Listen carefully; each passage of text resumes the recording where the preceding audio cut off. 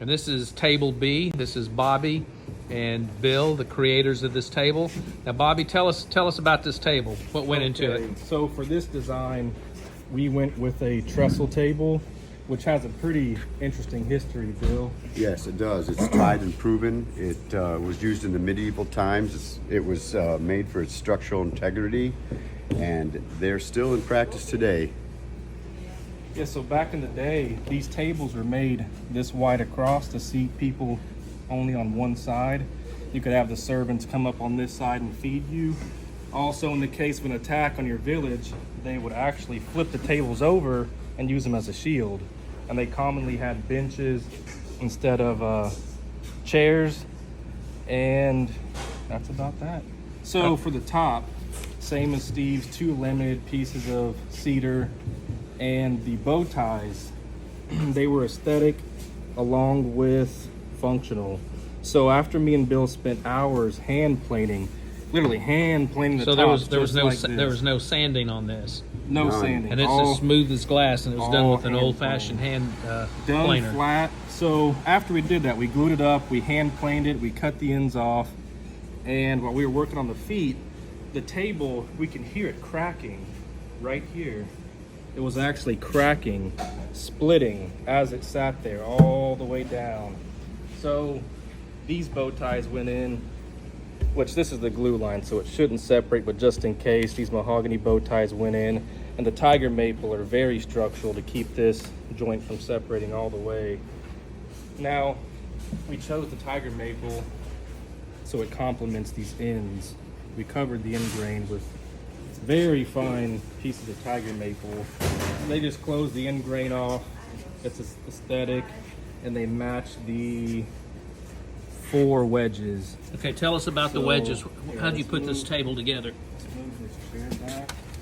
So this table will come apart into 4 or 8 pieces. If you count the wedges, they're 8 pieces.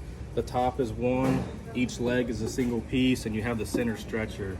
So they were made to be lightweight, use very little material, and just impossibly sturdy, very sturdy.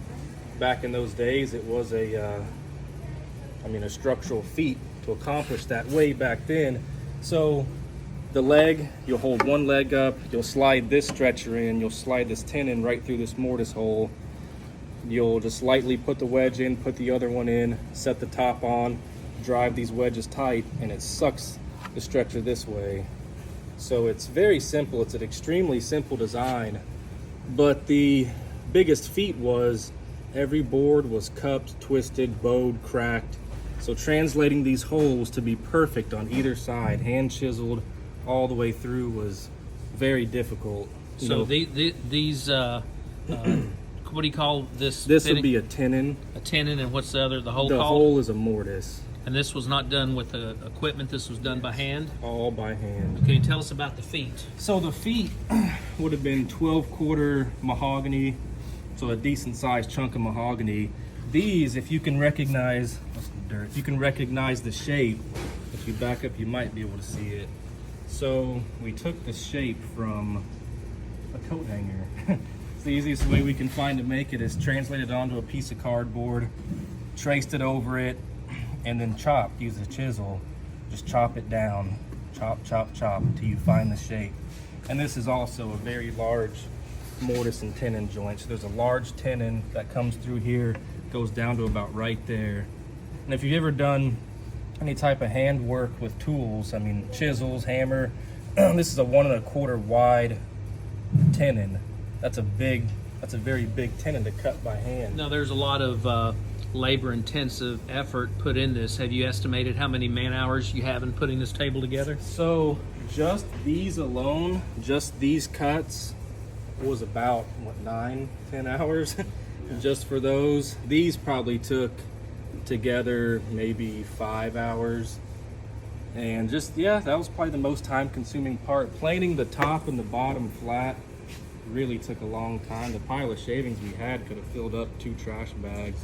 So how many hours total from beginning to end do you think you have in this table? 80? Yeah, I'd say About 80 hours? I'd like to add one thing. Sure. even though it's an 8-foot table with a couple inches more, it can be taken apart and carried by one person. You can take it apart, one person can put it back together. That's how they moved them from the east coast to the west, is they took them apart easily, loaded them onto wagons, and moved them out west. All right, well, it's a beautiful table you guys built. So everybody, I want you to vote.